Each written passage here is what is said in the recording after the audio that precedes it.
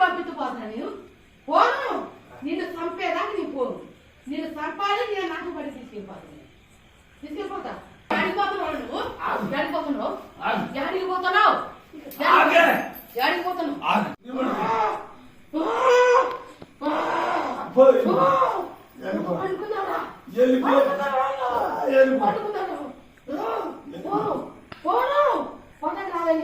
ఆ కొడుకుని ఎవరు పట్టించుకోవట్లేదు.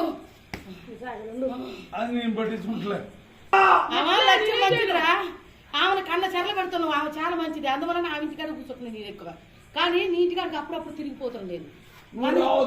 నన్ను ఎవసబెట్టి తప్పివరా? ఎవసబెట్టి తప్పు.